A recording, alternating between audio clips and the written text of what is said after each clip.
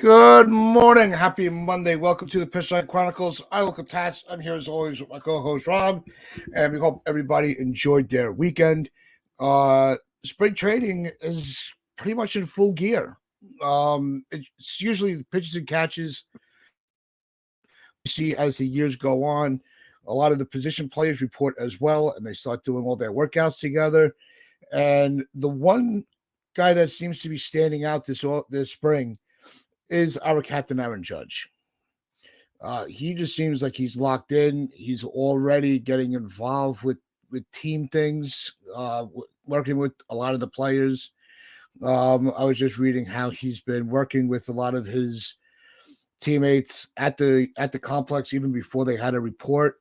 Austin Wells was one of the players. Volpe, Rizzo, Verdugo, they were all working out together.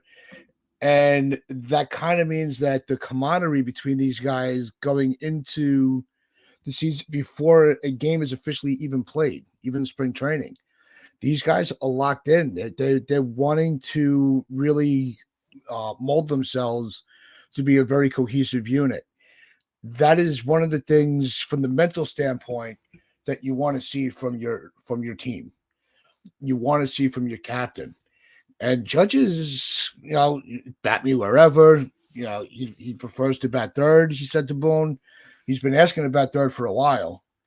And they've kept him in the 2 spot. And I have the numbers of his slash line from when he was batting leadoff in the 62 home run season.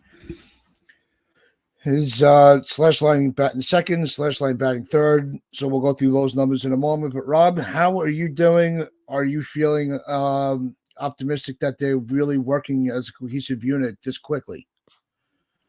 Yeah, I'm excited. I've been excited the entire offseason, as slow as it was. Once we got Soto and eventually Stroman, and we had Verdugo in tow already, I was excited. I thought it was a great offseason, and now I'm ready for spring. I love the videos we're getting of the guys just reporting, seeing Juan Soto report to the facility. It feels real. He's finally here, even though NFE tried to dampen my mood last night when I was trying to talk about the extension. I wanted an extension to be announced, and he's trying to dampen my mood, and he's bringing up a certain somebody, but it's all jokes. Now I'm excited, man. I think this is it's a good thing. These players want it. They know how bad last year was, especially Aaron Judge. He knows he's over 30. He knows that his prime years are slowly starting to, I don't want to say fade, but I don't want to put that out there, but he's only got maybe like a good 3-4 years of like elite play left, where eventually he's going to start to decline. It just happens to older players, but he knows the window's kind of closing a little bit, so he wants to go out there and win. And when you win only 82 games and then you miss the playoffs for a team that's that stacked on paper, you can't do that. So I'm excited. I'm glad they're getting to work, and everyone seems to be putting in the work. That's what we hear every offseason. Oh, I'm in the best shape of my life, this and that. But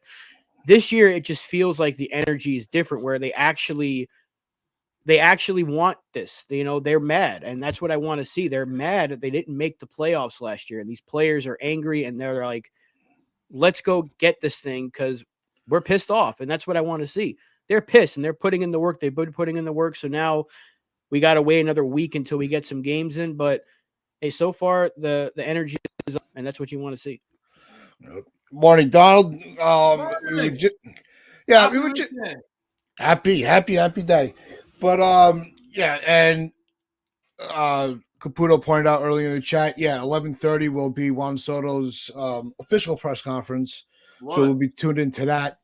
But Donald, we were just saying how uplifting and optimistic it leaves a lot for optimism with Judge. A lot of the position players already have been reporting, and the fact that Judge worked with Verdugo, Volpe, Rizzo, and Austin Wells even before pitchers and catchers reported, and how they're just working on that cohesive teammate atmosphere.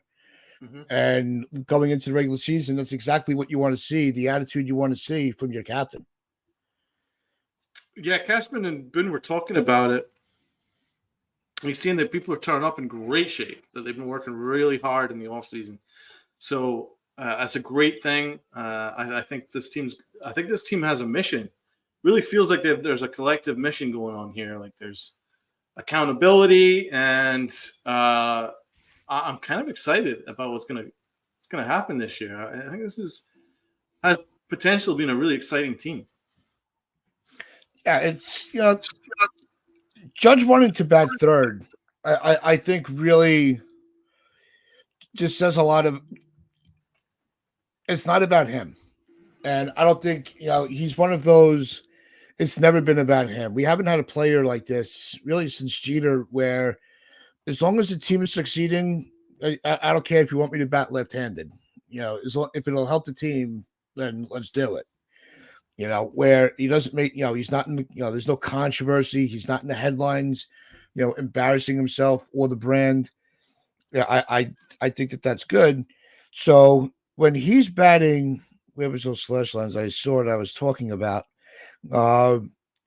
It's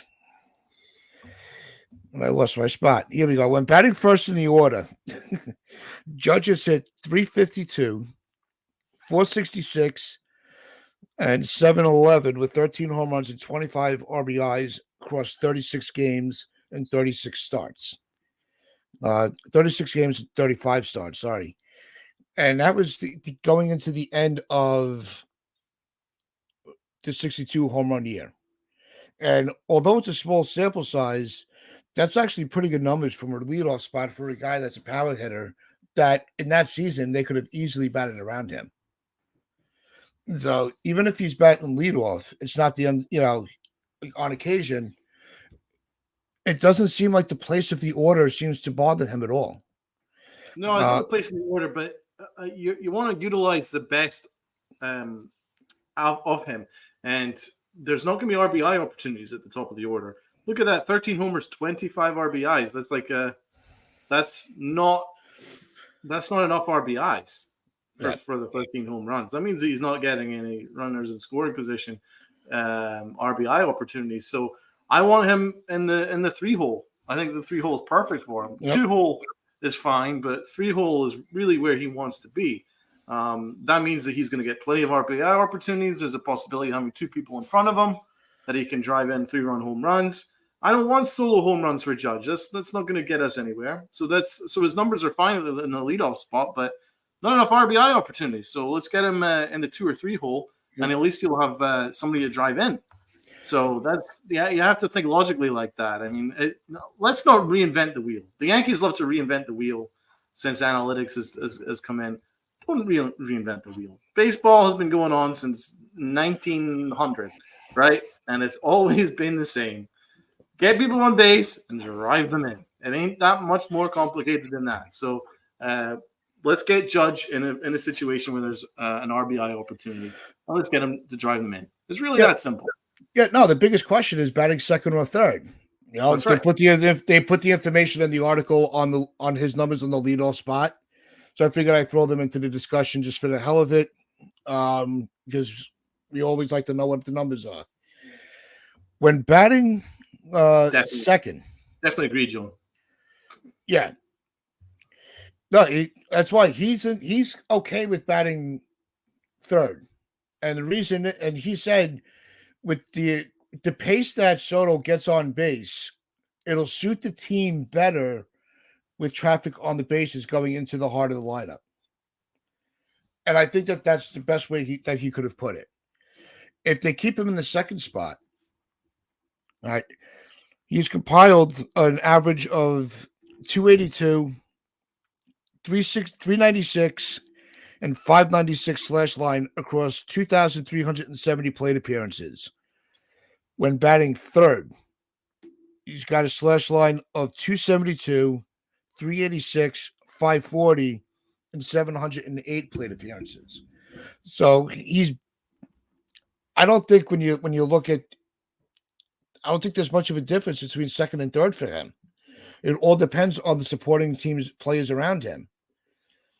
And when you get a healthy Soto on first, hitting second with Judge third, and then Rizzo fourth, for argument's sake, that's a hell of a first inning for a pitcher.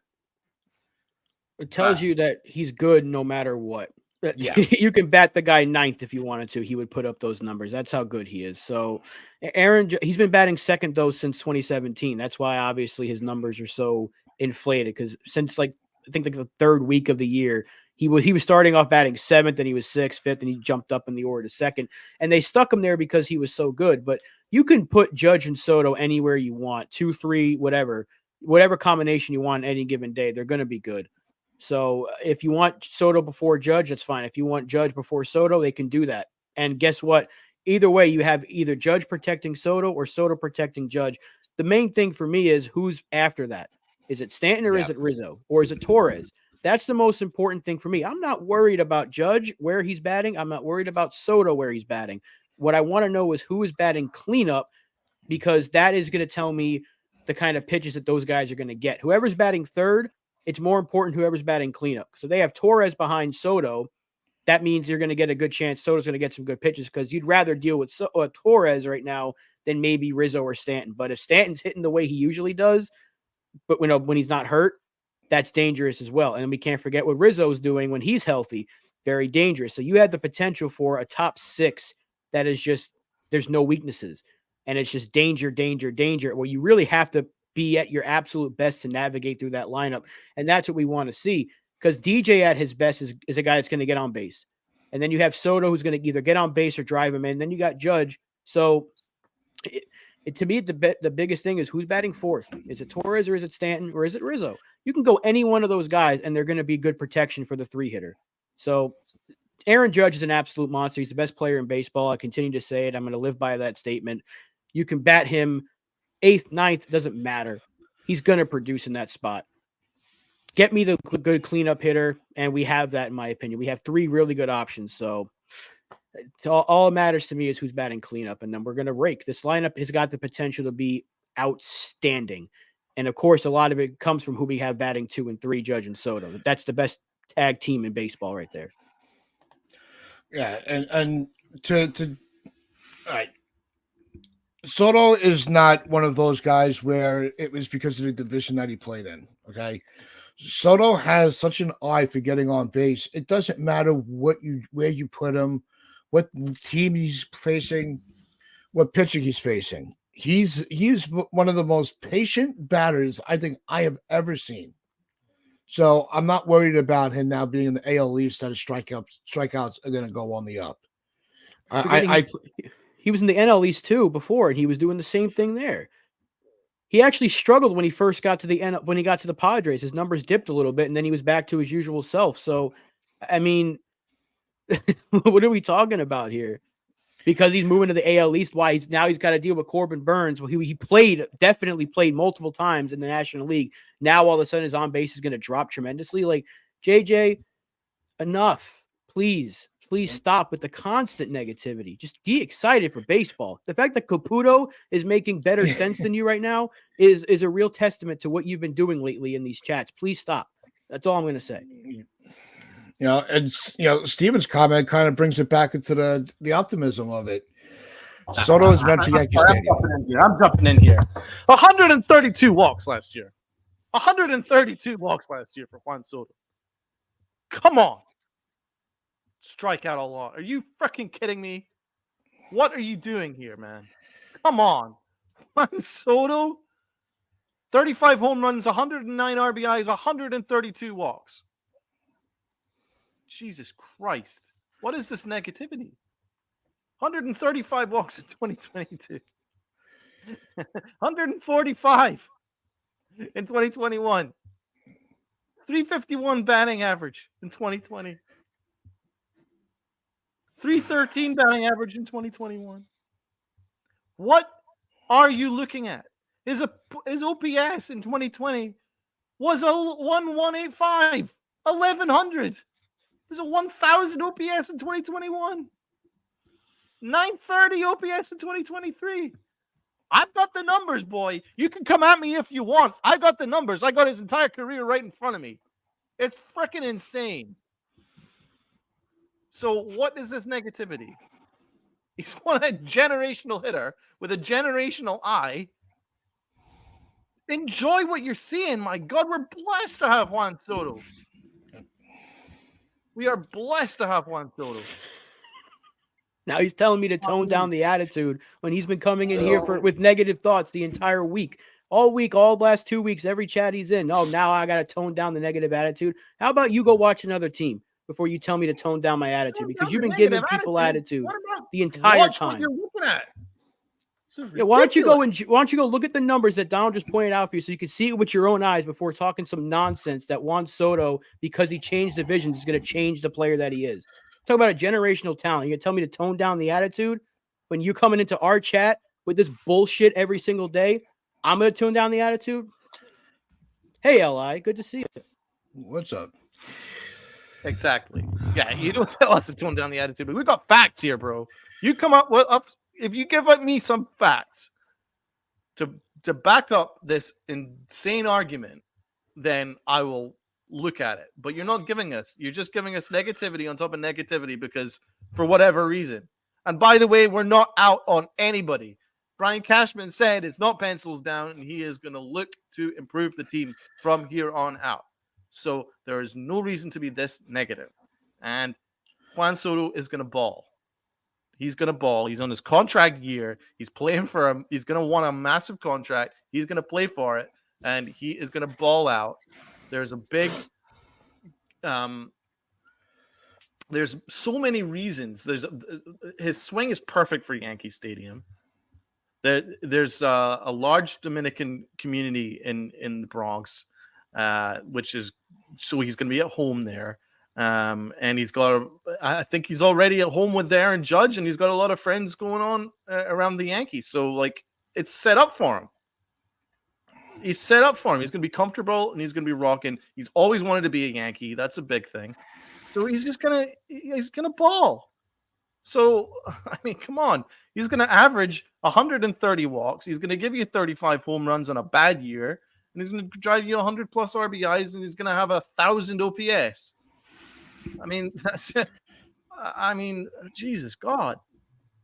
That's just fantastic. He's just honestly come at us with something tangible other than negativity. He can't do it. I'll tell you right now, he can't do it.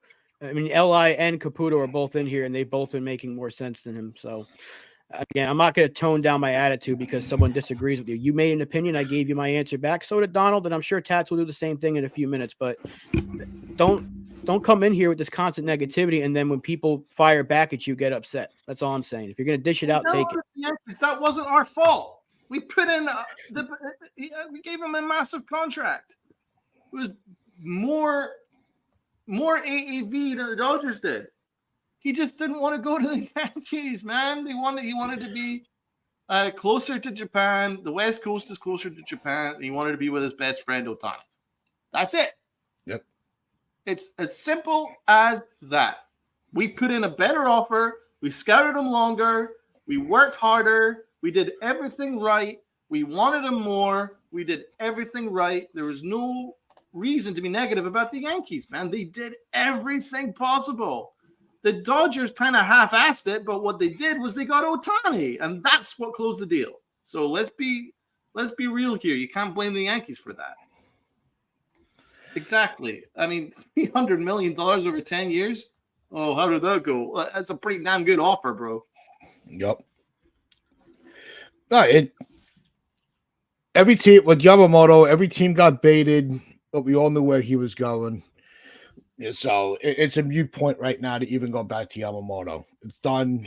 It's a dried out argument, but it's Juan fucking Soto, and we're exactly bitching. There you go. Argument over. It's Juan fucking Soto. Let's hit the like button, guys, because we're getting riled up on a Monday morning. This is just how we want to start the week off, right? Everybody in our chat, hit the like button. Even you, I think it's the least you could do. And look, even oh geez, it's definitely a wacky Monday here. All right. Even Caputo's you can't force someone to play for you. Exactly. How many times have I said you can't hold their hand and force them to sign the contracts? Yeah. You give them the offer, they say yes or no. That's it. So it is what it is. Look, we got we have a possible 2, 3, 4, 5 in our lineup of Soto, Judge, Rizzo, Torres. You can even throw Stanton in there.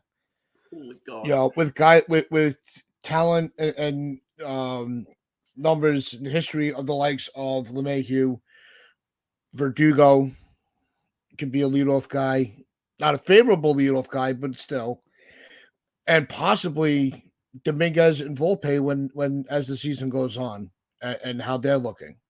Well, that's So it's top six of multiple. this is the deepest lineup we've had in probably a decade. Yep. And we're worried about the offense. That's the top I six. I could see if the argument was, you know, where to put how to structure the rotation. That's a formidable argument and a debate to be had, not the lineup. No, I'm not. That's just dumb. So It's just Stanton. people. So Stanton, if he can clear up, even if he can give us like 120 games, right? Stanton's on the way to a Hall of Fame career. If he can just be a little bit healthier over the next 5 years, I mean, he's on the trajectory of being a Hall of Famer. Soto's locked in Hall of Famer. Aaron Judge is absolutely already there, right? So you're looking at two, possibly three Hall of Famers, and you've got one guy who's a batting champion in both the American League and the National League. That's not something to gloss over either. So he's the DJ LeMahieu, right? And then you go Gleyber Torres, who's one of the better offensive players at second base in the American League. And you got Anthony Rizzo, one of the better power hitters and best first baseman in the league over the last decade or so. So, I mean, that's pretty damn good, man. Like, it's good. It's good. It's not guaranteeing us anything, but it's good. So let's be a little bit more excited about what we're seeing here. But we do need to fix the pitching, and we're going to get into the pitching. Yeah. But the offense is not going to be a problem this year. No, the offense isn't a problem, and it hasn't been a problem since we added two really good bats to this lineup that desperately needed it. I mean, Juan Soto, that speaks for itself, and people are downplaying Verdugo, what he's going to bring to this team. And JJ, one more thing. You said he's a show me the money kind of guy. He turned down $440 million 2 years ago. So I don't think it's about the money. He didn't want to stay in Washington. He didn't know what direction that team was taking. So who knows? Maybe if the Yankees give him a contract offer of $530 or something like that, even if the Mets offer like 20 more million, do you think if he has a really good year with the Yankees, he's going to automatically leave for an extra 20 million? You don't know that. You're not the guy. You don't know the guys. So stop again. Why are you doing this? Like, I get you have an opinion, but we're actually excited here. Like everyone else in this chat, even L.I. Yankee King is excited for the season right now. Caputo is excited for the season. These are two people that are constantly at each other's throats, and we're at their throats for their opinions sometimes, and they're excited. They want baseball to start. So just enjoy even if it's for 1 year, enjoy the fact that we have Juan Soto in our lineup, because we have never had a Juan Soto in the lineup. Never. This guy has done things that has not been done since the Ted Williams days. We have not had a player like this, especially in the Judge era. So let's enjoy it while we have it. We can worry about an extension or a contract next year when it's the off season. Right now, we got this guy is finally here. He's going to have a press conference today at 11:30. Thanks to Caputo for that information. And let's enjoy it. We haven't even played a spring game, and we're talking about he's going to leave. Oh, we're not going to get him back. He's going to strike out too much. Oh, it's a new division. And L.I. brought it up. He dealt with Prime DeGrom in the NL East and still put up fantastic numbers. So I don't want to hear this because he's now got to deal with Corbin Burns that he's going to struggle. Enough with that. Just enjoy what we have. And I'm going to leave it at that. Now let's talk about the pitching. Yeah, Jones right. Move on from JJ. But I mean, as Damian says, you know, you're right that there's two sides. And there's right. You have every right to talk about criticism stuff, but Juan Soto is not a criticism. Like, there's nothing to worry about with Juan Soto. Yeah. The only thing you worry about is here longer than this year, but we're not even started this year yet. So let's get into this year and let's just try and win a championship, and then we'll deal with the dominoes when they fall in 12 months' time. So yeah, let's move on from one poster. We do appreciate though that he watches every episode, so it's no like nothing personal. It's just, dude, just be a little bit more optimistic. That's all. Yep. Believe me, there's been plenty of friends that look. This chat's a family, right? And not sometimes family disagree. It Rob, is what it is. this But is Brian if you're Cashman. going to start if you're going to start an argument, have better ammunition. That's all we ask. We said the same thing to Li. We said the same thing to Caputo. And anybody else. If you're going to come with a take, if we're in a bad mood and you want to try to defend a player, then defend them. We've had debates on Stanton extensively over the last couple of years on these shows. As one player that's really just drove us absolutely insane. Oh, not really. It's we've because we were either on his side or off his side, in between, and everywhere around. We want the I've chat. always been on his side. We want the chat to be interactive, right? That's what keeps this engine going. But just proceed with caution. That's all. Have we debated Stanton that much? I haven't, and Rob hasn't. No, we've all because we've been in favor. Like we've had to defend Stanton with the chat. Yeah, we've been defending him. We've never really argued amongst ourselves with Stanton. We've always been in the same wavelength. It's just on the field. If he's on the field, he's fantastic. So extend DJ. There you go. But let's get to the pitching, right? Because I think that is now where we're going to start to really come together on some of these takes. There's still a lot of work to be done. I think there's still not a lot of work to be done. There's still a lot to be seen on the status of this rotation and what they can do. With the way the way Rodon's coming into camp, looking healthier. We said it the other day, to close out last week. His velocity is back up. Does that increase your optimism for Rodon going into the season? If you're still on the fence with Rodon, in the chat, let us know if that moves the needle for you at all with the increase in velocity and slimming down. Guys, how do you feel about Rodon? I love it. The fact that his fastball is 4 miles an hour faster at this point than it was last year can only be a good 5 miles an hour faster. It's only a good thing. Right, last year he looked a little bit, I don't want to say out of shape, but he was not throwing as hard, and then he got hurt and his first start, and then he dealt with the back stuff. Now he's healthy. He trimmed down. He's got rid of that mustache, which is always a good thing, and he's throwing 97. So, I mean, what else do you want to see from the guy so far in bullpens? He's looked fantastic, and I'm telling you right now, I've been saying it. Damien's been saying it. A lot of us have been saying it. He doesn't need to be 2021, 2022 Rodon. That would be great. He just needs to be better, and he's going to be better. And I have no reason to believe he won't be really damn good this year behind Garrett Cole. We're going to get that 1-2 punch we've all been asking for finally. And he loves starting arguments. He loves the spotlight. He likes the pressure. He wants the pressure on him. So that's why I think he's taking that personal, and he's coming out there he's on a mission, and he wants to be great this year. And I think he's going to be great. So I'm all for it. Let's go. Put all the pressure on that man, and let's see how he answers the bell. I've said it since the start of the offseason. Rodon's kind of the key to the pitching rotation. We know what we have with Garrett Cole. He's Picasso, as Brian Cashman put it. He's a freaking artist. He's an absolute artiste. But Rodon is actually the key to the rotation. If he pitches anywhere like he has in his career to this point, prior to last year, we're in a really good shape. We're in good shape because he needs to be that guy that we can rely on outside of Garrett Cole that can eat in innings and be that power guy that can rack up the strikeouts, and that changes things. He's the key. He is the key to this thing. Stroman, I think Stroman's going to be fine. I think he's going to be league average, might even be better than league average starter. And that's 3 solid arms right there. Clark Schmidt, he'll give you 5 innings, 5 1/3 solid innings, about 3 runs or less. You take that from a 4th starter. and we don't know what we have in our fifth starter yet. That's up in the air. That's still up in the air. So maybe it's Warren. We hope it's Warren. Maybe it's Weaver. I'm not sure if it's going to be Cortez, but we'll see. Maybe Cortez is that guy. We don't know yet.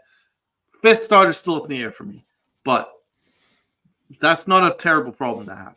The key is Rodon. If Rodon can be healthy, give us 27, 30 starts, and we're in great shape. My God, we're in good shape. But a lot of it is health dependent, because if he's healthy, then he's going to pitch well. If he's not healthy, then he's not. So it looks like he's coming out ready to go. So I'm optimistic, and I'm really happy he slimmed down, and I'm loving the velocity increase. It's a great sign. I'd be very worried if he had similar velo to last year, but the fact that it's jumped up 5 means that his arm's feeling good, and I think that means only good things. But we'll see how spring turns out. We don't know, but at the moment, people are looking like they're in great shape. Not just good shape, but great shape, and that's something to be positive about. Yeah, the healthier you go into camp, the better off you are. And like Jones said, Rodon's working on secondary pitches. He might give us some runs while he's adjusting, but I think as long as we can see that his mechanics are in order, his delivery, he's solidifying. I could weather the storm with a couple of rough innings in the spring.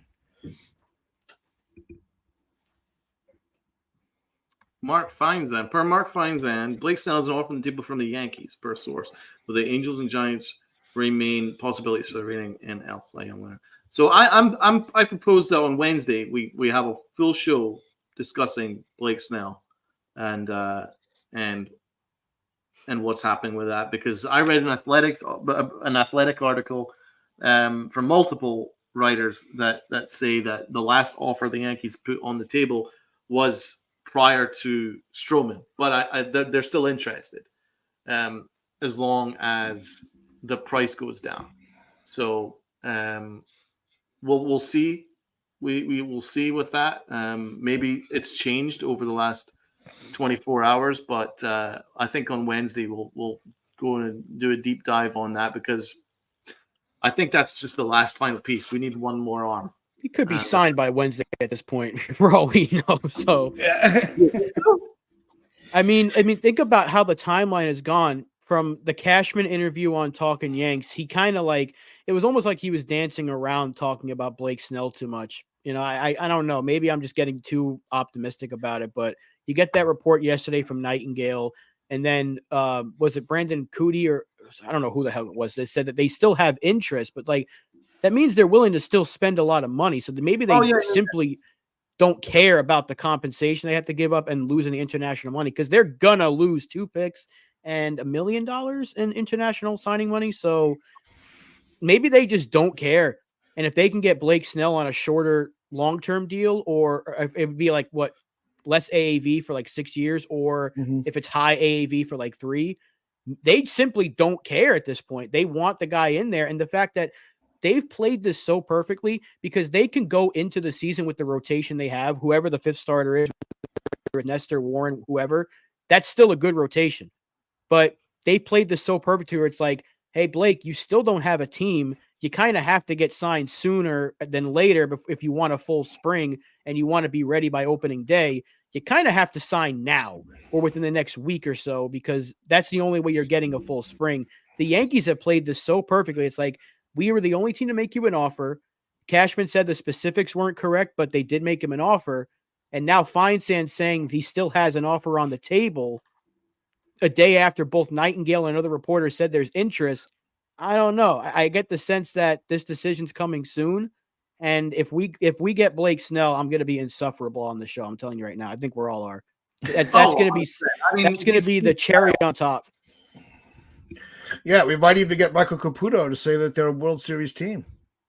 Wouldn't that be a miracle? Look outside, because I think it might be raining meatballs or something.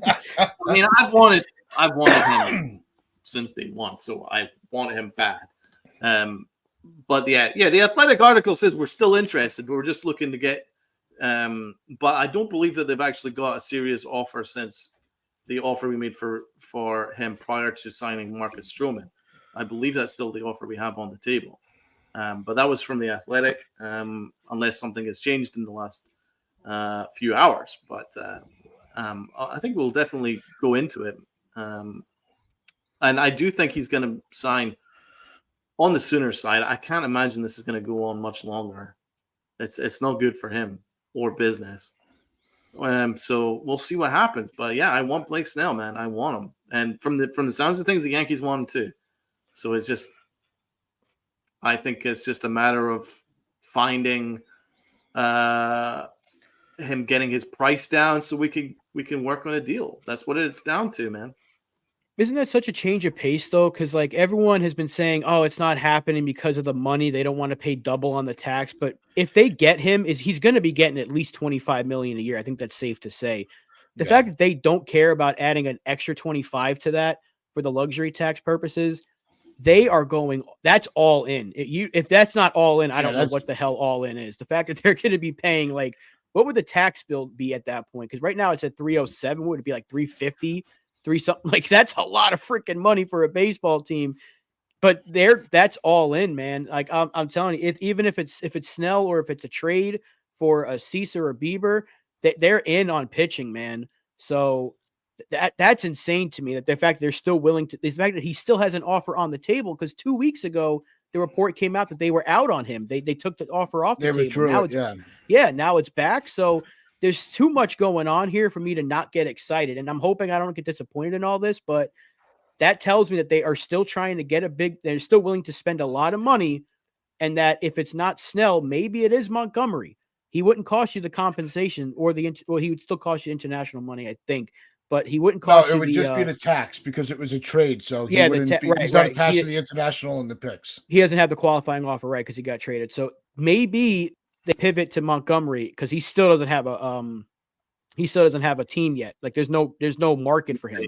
It could be Boston, Texas, maybe out of it. So they could pivot to Montgomery. They could say, let's just give the prospects for Cease, or let's go get Bieber for a year. But if they get Blake Snell, this might be the happiest the three of us have all been at the same time in a very long time on this show. So, hey, I'm just saying, let's try to keep our expectations a little bit tempered, even though it's difficult right now. But I'm telling you, I'm excited now. If we get Blake Snell, it's going to be a hell of a time. There is a way in which they can sign Blake Snell and trade Nestor Cortez and get under the 305. Is there though? Because Cortez is only getting like $4 million this year. Right, but they need to defer some of the money into next year. Or if he takes a lot less this year, and then it bounces. Yeah, okay. So like they did with Rodon. They did that with Rodon. Yeah, the way it can be structured, or it can restructure it, backload the deal. That's how they could do it. It would take some creativity, and some solid money, number crunching. But look, I said I thought all season it was the money was not the issue. I thought a lot of the moves they were making is what would fit. So, because they were willing to sign, trade for Solo with the intention of giving him the massive deal that he's going to deserve. They also gave an insane offer to Yamamoto. So they were willing to spend the money. They were willing to go all in. Mm-hmm. They made a significant offer to Snell to begin. They weren't going to go anywhere near his 9 years that he wanted. But they made the moves that they've needed to make. I think that when it comes to pitching, that's one of the mantras of baseball that's been going on forever. You can never have too many pitches. So if they're able to add Snell and even make this rotation even deeper, the pressure off of the bullpen, I think that will pay dividends alone. If we land Blake Snell, this is the best offseason Brian Cashman's had since 2009. like 20 years, something like that. Since 2009. Yeah, for sure. I mean, look, it seems real now, right? That's all we can say. It seems like this is a real chance this could happen. And that goes back to the fact this offseason has been so bad, at least for the terms of the top 10, 5 of the top 10 free agents are still there. I mean, the fact that the Yankees this deep into the season, I think it was on this day or yesterday that they made the trade for Clemens back in 99. So, hey, things happen at this point in the spring. So, look, is Blake Snell, is there like question marks about him outside of those 2 Cy Young years? Absolutely. But does Blake Snell make this Yankee rotation immediately 10 times better than it is right now? Yes. So anyone who's worried about the money that you're not spending, it ain't coming out of my pocket, it ain't coming out of Donald's pocket, it ain't coming out of Tatz's pocket. I don't give a shit how much money the Yankees spend. If they get Blake Snell, that tells me they're all in on winning a damn championship, and there's nothing we can say that would dispute that. That's all freaking in. That you're going to be paying nearly $400 million on a baseball team to try to win a championship. Do it, man. Go get him. Go bring this dude in here and let's freaking roll. I'm going to temper my expectations now because I'm starting to get a little too excited. Well, no. And so let's go into this argument. This take. At this season's end, there's going to be 8 or 9 players that are going to come off the books going into free agency. Facts. So there's a lot of money coming off this year. Facts. So if they do say to Snell, look, we'll give you a 3-year deal. Years 2 and 3, we'll be at a higher AAV. That's very manageable. Yeah, but to manage the expectations, it's one of those, you already turned us down once. Don't play with us again. Because that's bad business on Snell's campsite. That's bad business for Boris. What's going on, ABX? How you been? Thing is, though, like what Cootie said was that there wasn't, is it Cuddy or Cootie? I don't know how to say his name. Cuddy. Brandon Cuddy said that there was no counter offer. So, like, that might be the only only offer that he has. Like, what is going on here? If that's been the same offer for the last like month of 5-1 or 6-150, whatever it was, or maybe it was a little bit higher AAV, I don't know. But the fact that there was no counter offer, because apparently when the Yankees said 6-150, they said 9-270. But now it's like, oh, there was no counter offer. So what the hell is going on here? So, I mean, do we trust Nightingale from yesterday? Do we trust Cuddy? Do we trust Feinsand? This has been the worst reported offseason ever. But the fact that now we've got 3 people not saying, no, it's not happening. And even remember Jack Curry said a couple of weeks ago, all it takes is one text message or phone call to change things. Yep. Maybe that's happened. And all the money that is coming off next year is exactly why the Yankees could be like, okay, we're going to have to pay the hefty fine now, but they can have Snell and Soto on the payroll next year. They can let everybody else walk. Holmes, Rizzo, Torres, all these guys, Verdugo. They'd still have a really good team, and they'd still be able to get under that 277 bracket. So they don't have to go over 300 again. But if 297 is where they want to stop, that still leaves them a ton of money to go add to what they need. But next year, if you bring Soto back and you have Snell, your rotation's set for another year at least. You have all these kids from the system that you've held on to that you don't want to trade away. Spencer Jones will be ready. Dominguez will be healthy. You're not going to need to spend that much anyway. So that's probably why they're like, let's just spend now and we won't have to spend next year unless it's bringing back Soto. That could be the one thing they do next offseason. And guess what? The team's still going to be stacked. So, I mean, it's exactly LI. Yeah, he's exactly right. Spencer Jones and Dominguez will be there. We'll be another year closer to Roderick Arias, another year closer to Hampton, Lalane, all these kids. They're going to build from within and use their pockets. That's what we want.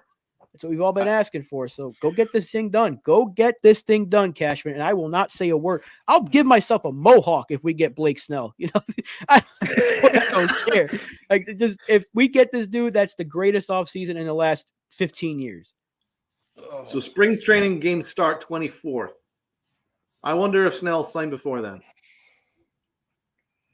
I hope so. We can nip in before the games start. I think that's why you're seeing it ramp back up. I think I'll take it Snell's away. telling. I think Snell kind of. I think it was Damien that said it in the chat earlier. I think Snell said to Boris, "Hey, let's get this thing done. I'm running out of time to get ready for the season." Yeah, let's. We're not sure.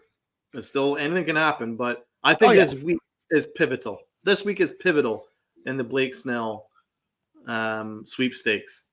If we hear over the next couple of days that the price has gone down, then and he's willing to sign for less than the reported 9 years that they wanted at the start of the offseason, or certainly until a couple of weeks ago, then we're back in. So if not, we'll see. But this week's pivotal. Yeah, I don't see them announcing anything during another players' press conference. You'll never see that. So I don't know about that, my Caputo. I hope that they asked Brian Cashman if, not specific names, but if they're still willing to take on massive salary. We'll see. If he Cashman said, nobody said pencils down. Yeah. Well, if he says it again and then reaffirms it, then it looks like I think we're on. But yeah, the one wrench in this is just another Boris tactic. Let's say the Yankees are involved, so other teams jump in. There's that, and it's gonna crush my dreams. But you know what? I mean, for now, I'm just gonna choose to be excited. If I get let down, I get let down. But at least this tells me the Yankees are still interested in paying a lot of money to add to this team, and that's all we can ask for. So maybe if it's not Snell, they can reopen the dialogue with Montgomery, who wouldn't cost you anything but money. So there's still an option there. Even if they don't get Snell, Montgomery's still on the table. Don't think he's going to get nearly as much as Snell would, which is also a good sign. He might have, and he's going to be in the same boat. Pitchers have to sign soon. Bellinger and Chapman and Martinez, they can wait. But these pitchers, they have to sign. And the same goes for the guys like Clevenger and Lorenzen. They have to sign soon if they want to get a full spring. Because it's such a difference from just like throwing in your garage or throwing at the local park than it is being in the facility. They have to get there soon.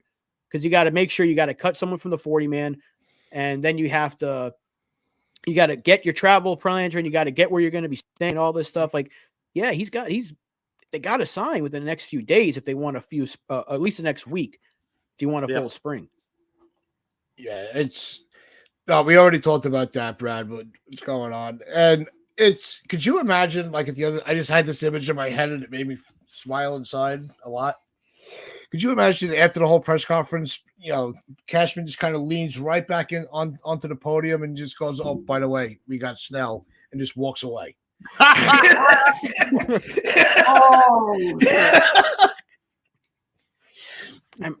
Like nothing, not saying not another word. That would be, oh my God. Just leave everybody's drawer on the floor. Twitter would literally explode. It would literally combust.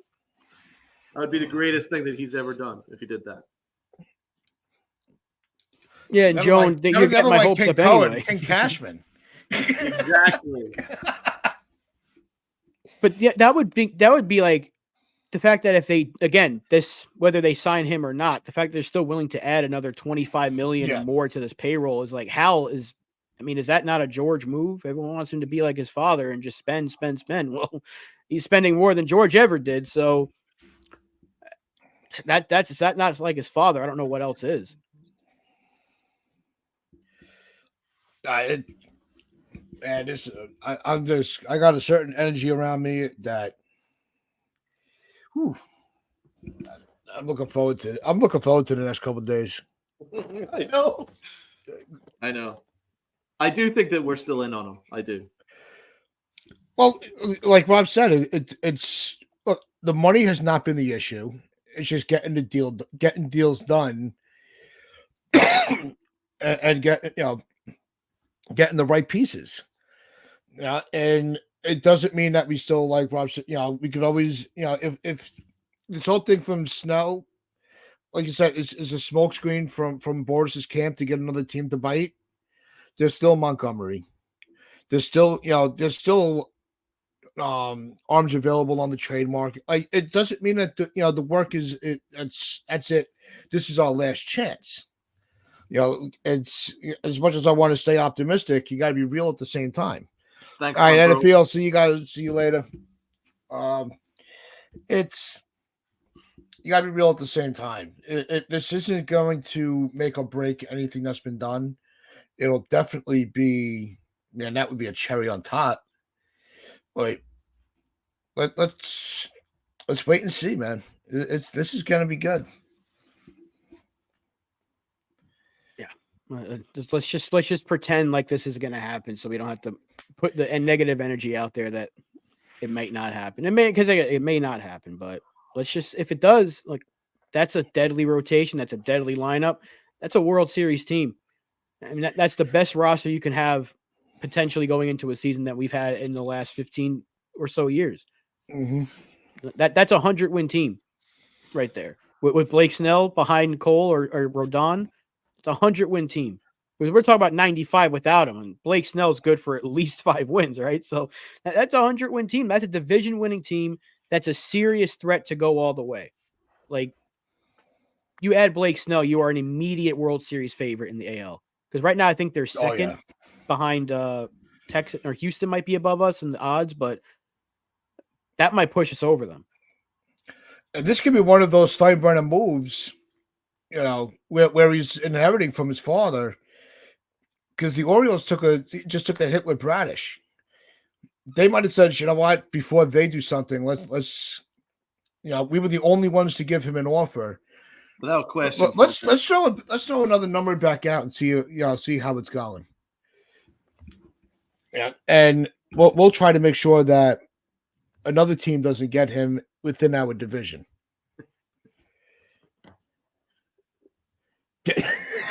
He's not in my hair. He's already done that before, way back in the day, and his haircuts suck. He's not a barber. He's not a barber. I'll do it myself. I'd rather it look terrible by doing it myself than have another hat, as he used to call it. I'm giving too much information out there. He's not a barber. That's all you need to know.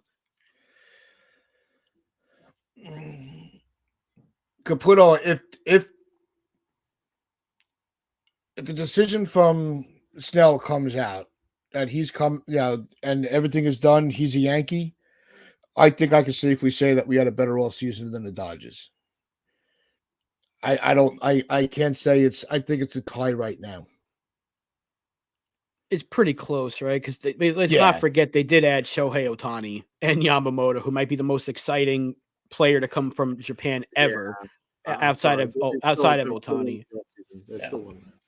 Yeah, and Dodgers may have the more exciting, but those are, without a doubt, those are the two best off seasons in baseball. Dodgers and Yankees. Oh yeah, you can flip a coin at that point if we get Snell, but Ohtani is Ohtani for a reason. As good as Juan Soto is, they got Ohtani for the next 20 or 10 years, but we only got guaranteed one of Soto. But yeah, I mean, Ohtani is special, man. Like, that dude is nuts. He's so freaking good. And they're going to get him pitching next year with Yamamoto and whoever else the hell they want to put in that rotation. They probably had the more exciting market, which is going to be huge. The Yankees really need to try and uncorner them, because they've cornered that Japanese market, the Dodgers. Yep. And the amount of talent that the Japanese league creates is just ridiculous. So we need to get on the next one. Well, Andy Martino can kick rocks, Brad. He's an SNY guy. Of course, he's not going to give any favoritism to the Yankees. So I don't take too much stock in Martino. Well, he also called the Mets underdogs. So, I mean, again, every reporter is going to try to be first on something. So until we get a decision, I guess everything's up in the air. It's like you've been saying all offseason, until they're actually signed elsewhere, there's still a possibility for the Yankees. Yeah, I mean, listen, we're not certain to be in on Snell. I read that Athletic article, and it says to me that we're still interested, but only if the price goes down. And the only offer we have on the table is the offer that was prior to Stroman. But I don't believe that the Yankees have lost interest in Snell. They're still very interested in him, from what I'm hearing. It's just getting that price down. I'm hoping that the price is down now. But I will get into that on our next episode for sure. Yeah, definitely. Hopefully when we come on Wednesday, we're leading off with Snell as a Yankee. holy shit. We could only hope.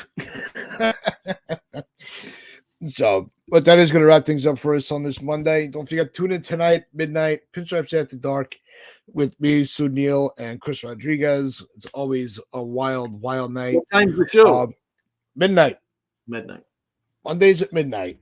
So tune in for that. And as we always say, hit that like button, hit the sub button. If you haven't, share this out to your friends, your family, the stranger around the corner. Thank you, everybody, for all your contributions. Whether we agree with you or not, we do always appreciate you hanging out with us and giving us your time. Everybody's time is valuable. So thank you for your contributions in the chat. And as we always say, wear your pinstripes of pride and play hard.